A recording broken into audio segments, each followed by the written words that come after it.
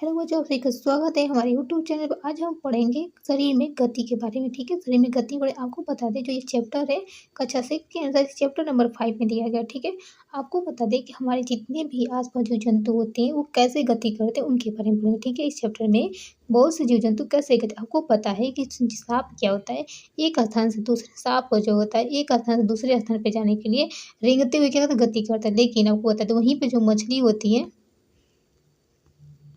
जो मछली होती है किस पर गति करती है, एक स्थान से दूसरे स्थान पर जाने के लिए। हाँ, वो क्या करते हैं, तैर कर क्या करते हैं, जाती है। और जैसे वैसे मानव की हम बात करें तो मानव क्या होता है, एक स्थान से दूसरे स्थान पर जाने के लिए क्या करता है, पैर के माध्यम से गति करता है। ठीक है, इस चैप्टर में जो आज का हमारा टॉपिक है, आज का हमारा टॉपिक अचल संधि। अचल संधि किसे कहते हैं, आपको पता है। हिंदी संधि, कद्दूकलिका संधि के बारे में, अधोकराग संधि के बारे में हमने अच्छे से अपने अगले वाले वीडियो में पढ़ लिया था। आज हमारा जो टॉपिक है अचल संधि किसे कहते हैं, अचल संधि के बारे में पढ़। ठीक है, आपको बता दें, हमारे सिर की अस्थियों के बीच कुछ संधियाँ उन संधियों से भिन्न होती है। आपको बता दें कि जैसे हमने हिंज संधि, धुराग संधि और कद्दूकलिका संधि के बारे में पढ़े हैं। जो हमारी सिर की अस्थियों के बीच में कुछ संधियाँ हैं, जो उन संधियों से क्या होती है, भिन्न होती है। आपको बता दें, जिनकी चर्चा हमने अब तक की है।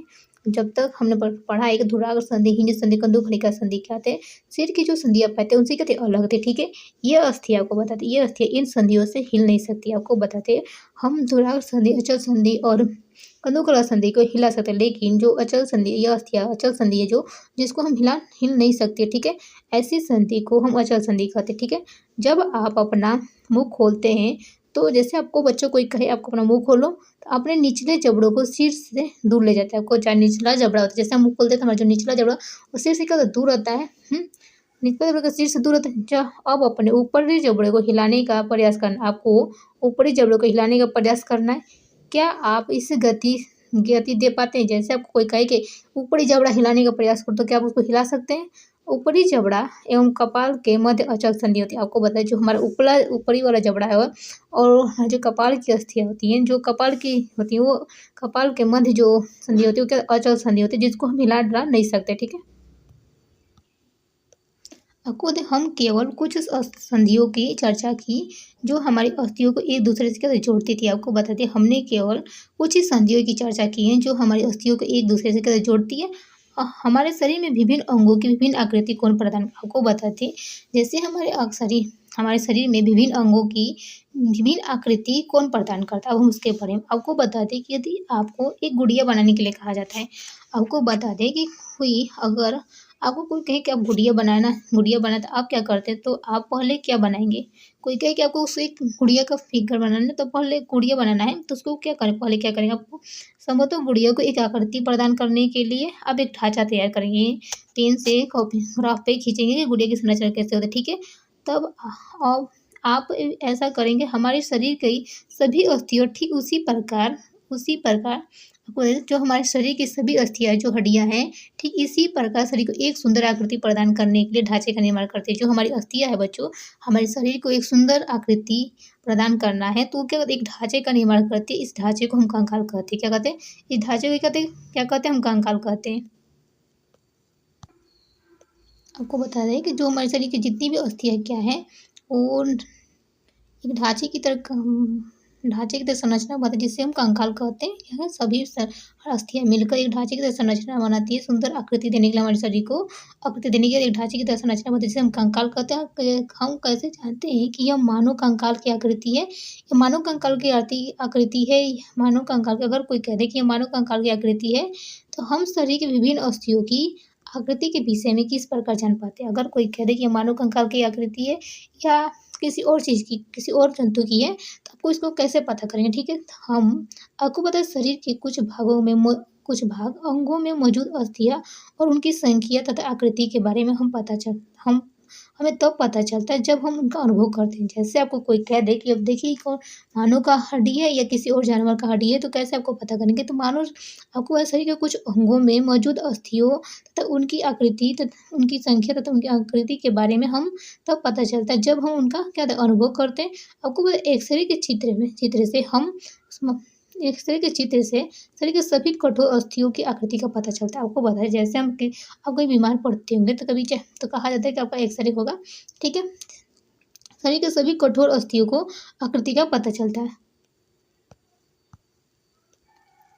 क्या कभी क्या क्या कभी आपका अथवा क्या कभी आपका अथवा आपके परिवार के किसी सदस्य का एक्सरे हुआ हो, जब आपको आपके घर में किसी का एक्सरे हुआ हो, तो कई बार चोट लगने पर चिकित्सक एक्सरे करवाते हैं। क्या रहे आपका एक्सीडेंट होता होगा, किसी का एक्सीडेंट हुआ तो आपने देखा कि उसको चोट लगने के लिए डॉक्टर कहते हैं कि आप एक्सरे करवा के आइए, जिससे ये पता चले कि आपके शरीर का कौन सा हड्डी का पार्ट टूट गया, ठीक है। जिससे उन्हें अस्थियों की हुई संभावित क्षति के विषय में जानकारी प्राप्त होती है, ठीक है। एक्सरे चित्र में हमारे शरीर की अस्थियों की आकृति का पता चलता है, ठीक है। आपको बताते हैं अपने हाथ के, अगर आपको क्या करना है, अपने हाथ के आगे और ऊपरी भाग को तथा पैर के निचले ऊपरी भाग की अस्थियों का अनुभव करना। आपको क्या करना देखना है, आपको करना है कि अपने हाथ के ऊपरी और निचली परत को, ठीक है, और ऊपर निचले और ऊपरी पैर की अस्थियों की कहते अनुभव करना देखना है। प्रत्येक अंग की अस्थियों की संख्या का पता लगाना। क्या करना है, प्रत्येक अंग की संख्या को पता लगाना, अपने घुटने और कोहनी की अस्थियों का भी ठीक से अनुभव करना और एक्सरे के चित्र से तुलना कर प्रत्येक भाग में अस्थियों की संख्या ज्ञात करना। क्या करना है, अपने उंगलियों को मोड़िए। क्या आपने उन्हें प्रत्येक संधि स्थल पर मोड़ सकते हैं? आपको बताते हैं अपनी उंगलियों को मोड़ने के लिए कहे तो आप क्या करते, हमारी जो हमारी हथेली है वो छोटे छोटे कई हड्डियों से मिलकर बनी होती। अगर वो एक हड्डी से मिलकर बनी होती तो आपको कोई कहे कि उसे मोड़िए, तो आप नहीं मोड़ पाते। अगर जो हमारी उंगलियां हैं वो छोटे छोटे कई हड्डियों से मिलकर जहाँ पे संधि स्थल होगा वहाँ पे आप मोड़ सकते हैं। कोई कहे कि आप वहाँ पे मोड़िए तो क्या मोड़ सकते। क्या आपको मध्यमा में कितनी अस्थियां है, ठीक है। अपनी हथेली के पिछले भाग का स्पर्श करके अनुभव करिए, क्या इसमें अनेक अस्थियां हैं। क्या आपकी कलाई लचीली है, ये जो आपकी कलाई है बच्चों, क्या लचीली है। ये अनेक छोटी छोटी अस्थियों से बनी होती है जिन्हें हम कहते हैं कॉर्पेल कहते हैं। कार्पेल कहते हैं। आपको पता है जो हमारी कलाई है वो अनेक छोटी छोटी अस्थियों से मिलकर बनी होती है जिन्हें हम कहते हैं कॉर्पेल कहते हैं। यदि इसमें मात्र एक ही अस्थि होती तो क्या होता। अगर आपको जो कलाई है अनेक छोटी छोटी अस्थियों से मिली, जिसकी वजह से हम अपने यहाँ कलाई को जैसे चाहे वैसे घुमा सकते हैं, ठीक है, मोड़ सकते हैं।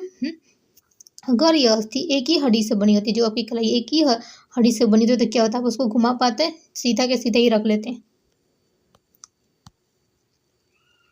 जैसे फिगर में दिखाया गया है कि जो हमारी 5 उंगलियां हैं, 5 उंगलियां में से सिर्फ अंगूठे को छोड़कर सब में 4-4 हड्डी से जुड़ी होती है। हमारी जो उंगलियां हैं सिर्फ अंगूठे को छोड़कर ये चारों उंगलियां 4-4 हड्डियों से क्या होती है, जुड़ी होती है। जैसे ये एक हड्डी है, एक हड्डी 4 उंगली क्या होती है, जुड़ी होती है। लेकिन जो हमारा अंगूठा होता है बच्चों, जो अंगूठा में सिर्फ क्या होता है, जो हमारे अंगूठे होते हैं, अंगूठे में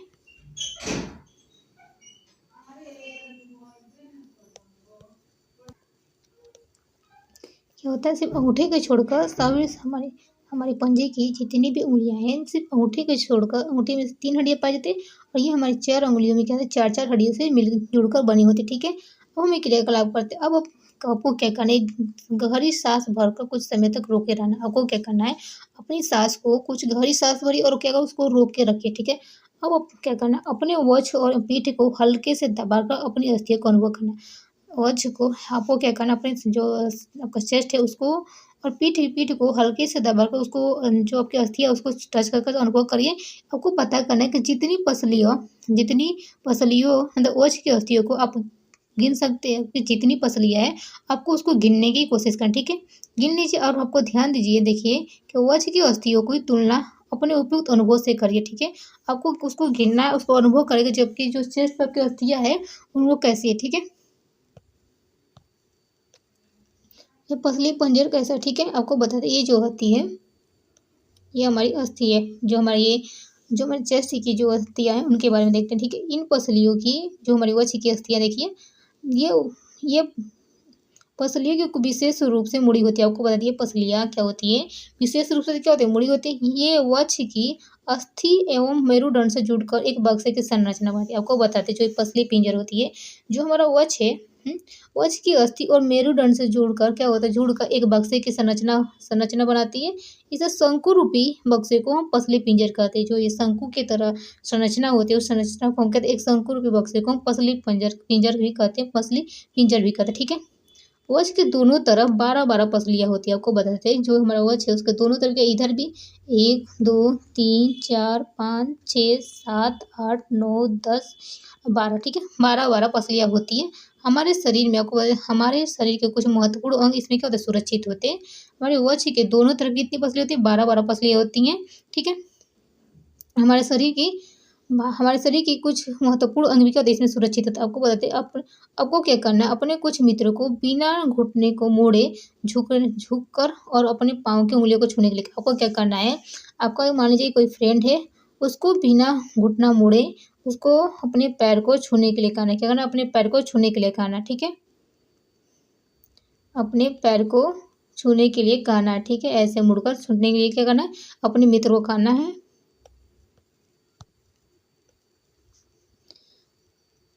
क्या यह चिकनी, समतल तथा अखंड है? आपको बता जैसे ही आप उसको टच करते हैं तो क्या कहते हैं, चिकनी, समतल तथा अखंड है। अपनी अंगुलियों को अपने मित्र की गर्दन से क्या करना, झुका है, जैसे जैसे वो झुका है ऐसे, तो आपको क्या करना है, अपने मित्र की जो गर्दन से मित्र की अपने मित्र की गर्दन से यहाँ पे छूना प्रारंभ करें और उसके उसकी पीठ की ओर नीचे ले आइए। क्या करना, नीचे लाना है, ठीक है। आप क्या करेंगे, आपके द्वारा अनुभव की गई संरचना मेरुदंड होती है। आप जैसे अपनी पीठ को उसको अपने फ्रेंड को ऐसे टच किए होंगे तो क्या अगर वो जो संरचना देखोगे वो मेरुदंड होगी। आपको बता दें कि यह अनेक छोटी छोटी अस्थियों से बना होता है जिसे हम कशेरुका कहते हैं। जैसे ये दिखाया गया है, क्या होता है जिसे हम कशेरुका कहते हैं। मेरुदंड में 33 कशेरुकाओं का बना होता है। आपको जो आपका मेरुदंड होता है बच्चों, रीढ़ की हड्डी जिसे हम सामान्य भाषा में बोलते हैं, जो आपकी रीढ़ की हड्डी होती है बच्चों, वो 33 कशेरुकाओं से मिलकर बनी होती है। आपको तो कशेरुकाओं का बना होता है, 33 कशेरुकाओं का बनता है। पसली पिंजर भी वक्ष क्षेत्र की उन अस्थियों से जुड़ा होता है। आपको बताया जो हमारे पसली पिंजर होता है, पसली जो पसली पिंजर भी वक्ष क्षेत्र की इन अस्थियों से क्या होता है, जुड़ा होता है। नहीं, मेरुदंड केवल एक, आपको बता दें जो अगर अगर मेरुदंड जो आपके रीढ़ की हड्डी केवल एक ही अस्थि से बना होता तो क्या आपका मित्र झुक पाता। अगर हम बता दें बच्चों कि जो आपका ये रीढ़ की हड्डी है सिर्फ एक लंबी हड्डी से ऐसे ही जुड़ा होता तो क्या हम मुड़ पाते, हाँ सीधे। आपको जैसे हम मुड़ भी नहीं पाते, झुक भी नहीं, नीचे तो झुक ही नहीं पाते, सीधा ही खड़े के खड़े रहते, ठीक है। और तो और हम इससे केवल खड़े ही रहते, बैठ भी नहीं पाते, ठीक है। बैठ भी नहीं पाते। अगर हमारा मेरुदंड सीधा होता तो कोई सामान नीचे गिर गया तो उसको झुक उठा भी नहीं पाते। अपने मित्र को अब दूसरा देखते हैं कि अपने मित्र को खड़ा होकर हाथों से किसी दीवार को धक्का लगाने के लिए कहिए। आपको क्या करना है बच्चों, कि करना है अपने अपने बड़े, कहिए आपके 2 भाई हैं तो अपने एक भाई को कहिए कि अपने हाथों से क्या करना, दीवार को धक्का लगाने के लिए कहिए। क्या करना, धक्का लगाने उसे कहिए कि वो अपने हाथों से दीवार को क्या धक्का दें, क्या करें, दीवार को धक्का दें, लगाने का प्रयास करें। क्या आपको उसके कंधों के समान उभरी हुई अस्थियां दिखाई दी। जैसे ये एक बालक है, जो बालक अपने हाथों से क्या दीवार को धक्का दे रहा है तो उसके कंधों के समान उभरी हुई अस्थियां दिखाई, उभरी हुई हड्डी दिखाती है, जिन्हें हम कहते हैं कंधे की अस्थि कहते हैं। जिन्हें क्या कहते हैं, हम कंधे की अस्थि कहते हैं, जैसे फिगर में दिखाया गया है। ये संरचना देखिए, यह संरचना सोड़ी अस्थिया का होता है। सोड़ी अस्थिया यह बॉक्स के समान एक जैसी संरचना होती है। ये क्या होती है, एक बक्से की समान संरचना होती है। संरचना बनती है जो आपके आमाशय के नीचे पाए जाने वाले विभिन्न अंगों की रक्षा करते हैं। आपको बताते हैं हमारे आमाशय के नीचे जितने भी ऑर्गन पाए जाते हैं, क्या उन ऑर्गन क्या करती है, रक्षा करती है। कूल्हे वाला हिस्सा है जिससे आपके सहारे आप बैठते हैं। आपको बताइए कूल्हे वाला हिस्सा जिसके आप सहारे, अगर यह न हो तो हम अगर ये ना हो तो हम कहते वो बैठ ही उठ नहीं पा, अगर ये ना होता तो हम कहीं बैठ ही नहीं सकते थे, ठीक है। इसके होने की वजह से कूल्हे की सोड़ी अस्थिया के होने से ही हम कहीं बैठ सकते हैं, ठीक है। इसी के सहारा लेकर के हम कहीं बैठ जाते हैं, ठीक है। आपकी खोपड़ी अनेक अस्थियों से एक दूसरे से जुड़ने से बनती है। आपको बता दें जो हमारी खोपड़ी है बच्चों, क्या अनेक अस्थियों के एक दूसरे से जुड़ने से क्या बनी होती है। यह हमारे शरीर के, आपको बताइए यह हमारे शरीर के अति महत्वपूर्ण अंग है। जो हमारा खोपड़ी है बच्चों, वो क्या कहते हैं, ये हमारे शरीर का क्या एक महत्वपूर्ण अंग है। मस्तिष्क को परिबद्ध करके उसकी सुरक्षा करती है। जो हमारी खोपड़ी है, जो हमारा मस्तिष्क का अच्छे से विकास हो जाता है, डेवलपमेंट हो जाती है, तो उसकी क्या सुरक्षा करती है। हमने अपने कंकाल की हमने क्या किया बच्चों, हमने अपने कंकाल की बहुत सी अस्थियों तथा संधियों के बारे में चर्चा की। हमने देखा है कि जो हमारी अस्थि अभी तक हमारा अस्थि हमारे में बहुत सी हमारे कंकाल में बहुत सी अस्थियां हैं, बहुत सी अस्थियां और संधियों के बारे में देखें, कैसी हड्डी हमारे कौन सी संधि से जुड़ के बनी होती है उसके बारे में पढ़ा। ठीक है, आपको बताए कंकाल के कुछ अस्थियां कुछ अतिरिक्त अंग भी होते हैं। आपको बता दें कि जो कंकाल के कुछ अतिरिक्त अंग भी होते हैं जो हड्डियों हड्डियों जितना कठोर नहीं होता। आपको जो हड्डियाँ होती हैं जितने कठोर नहीं होते, जिन्हें मोड़ा जा सकता है। आपको बताते हैं कुछ हड्डियाँ होती है कि हमारे शरीर में बहुत सी जो हड्डियाँ होती है वो कठोर होती है, जिन्हें कठोर नहीं होती है, बहुत सी हड्डियाँ कठोर होती हैं जो अस्थि होती है। लेकिन जो कुछ हड्डियाँ होती हैं, कुछ जो हड्डियाँ होती हैं जितने कठोर नहीं होते, जिन्हें क्या होता है मोड़ा जा सकता है, उन्हें हम उपास्थि कहते हैं। उन्हें क्या होता है उपास्थि। आपने आपको बता दें कि आपका जो कान है वो उपास्थि हड्डियों से मिलकर बना होता है। ठीक है, आपको बताया जैसे हम कान को पकड़ते हैं तो कान को जैसे चाहे वैसे मोड़ सकते हैं, जैसे चाहे वैसे हम मोड़ सकते हैं। क्या आप किसी कठोर स्थित भाग का अनुभव करते हैं? आपको बताते हैं, आपको अपने कान को छूना है। ठीक है, क्या आप किसी कठोर अस्थि भाग का अनुभव करते हैं अस्थि का भाग का अनुभव करते हैं जिससे मोड़ा जा सके? ऐसा प्रतीत होता है कि इसमें कोई अस्थि ही नहीं है। आपको बताया जैसे आपको कठोर अस्थि का भाग होता है कान में, तो हम क्या करते हैं कान को कभी मोड़ ही नहीं सकते, लेकिन कठोर अस्थि नहीं होता है, इसकी वजह से हम अपने कान में क्या मोड़ सकते हैं। ऐसा अनुभव होता है कि जो कान की जो हड्डियाँ होती है किसी अस्थि से मिलकर हड्डियों से मिलकर बनी नहीं है।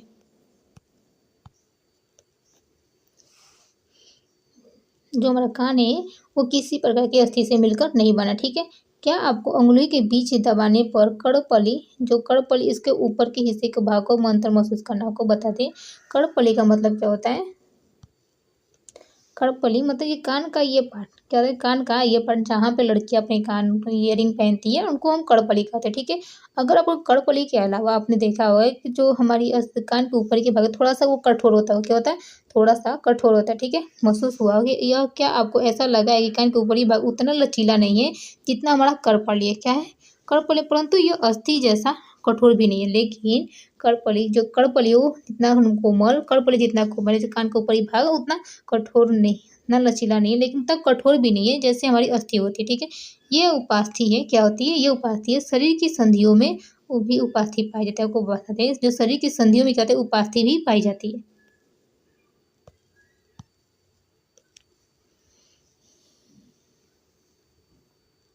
हमने देखा है कि मानव कंकाल में अनेक अस्थियों संधियों उपास्थियों से मिलकर बना होता है। जो हमारा कंकाल मानव कंकाल होता है बच्चों, वो अनेक अस्थियों उपास्थियों तथा संधियों से मिलकर क्या बना होता है। आप उनमें से बहुत को देख सकते हैं, मोड़ सकते हैं तथा कुछ गति भी कर सकते हैं। आपको बता दें आप उनमें से बहुत को देख भी सकते हैं, मोड़ सकते हैं तथा गति भी कर सकते हैं, गति दे सकते हैं।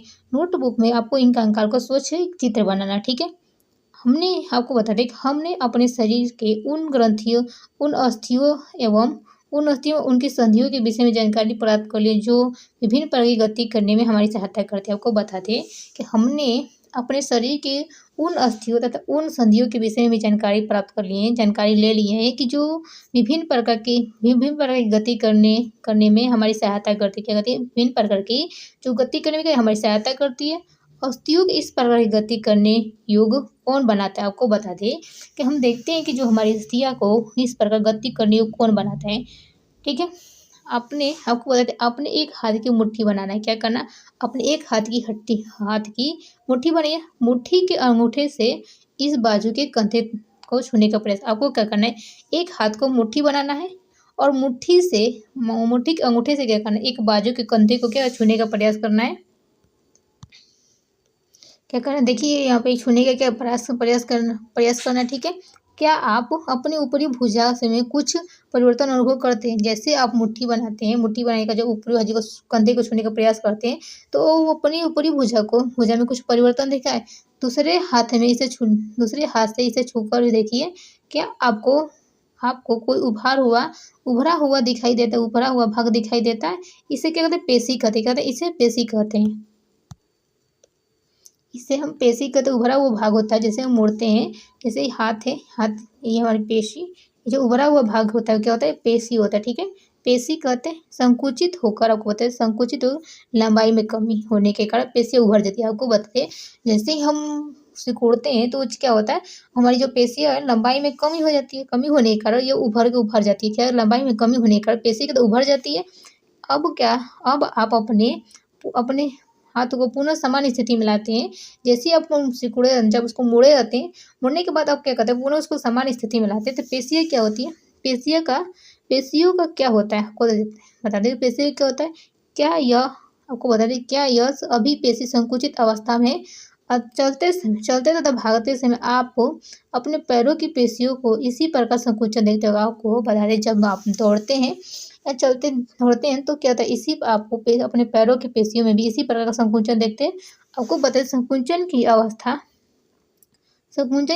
में पेशी छोटी, कठोर एवं मोटी हो जाती है। आपको बता दें, जैसे आप संकुचन की स्थिति में अपनी बढ़ाती हैं अपने पैर को, तो क्या आपकी पेशी क्या छोटी, कठोर अथवा मोटी हो जाती है। यह अस्थि को खींचती है। क्या करती है, यह अस्थि को खींचती है। किसी अस्थि को गति प्रदान करने के लिए दो पेशियाँ संयुक्त रूप से कार्य करती है। आपको बता दें, आपको जो आपकी हमारे शरीर की हड्डी है, उस हड्डी को गति प्रदान करने के लिए दो पेशियाँ संयुक्त रूप से कार्य करना होता है। ठीक है, आपको पता है, जब दो पेशियों में से कोई एक पेशी सिकुड़ती है तो अस्थि उसी दिशा में खींच जाती है। आपको बता दें, दो पेशियाँ होती हैं किसी अस्थि को गति प्रदान करने के लिए। तो आपको बता दें, जब दो पेशियों में से कोई एक हो सिकुड़ती है तो अस्थि उसी दिशा में खींच जाती है। युगल की दूसरी पेशी शिथिल हो जाती है, जो लंबाई में बढ़ जाती है। आपको बताइए, जो दूसरी पेशी होती है, दूसरी पेशी शिथिल हो जाती है, जो लंबाई में बढ़कर पतली हो जाती है। और यह अवस्था आ जाती है कि अस्थि को विपरीत दिशा में गति करने के लिए शिथिल।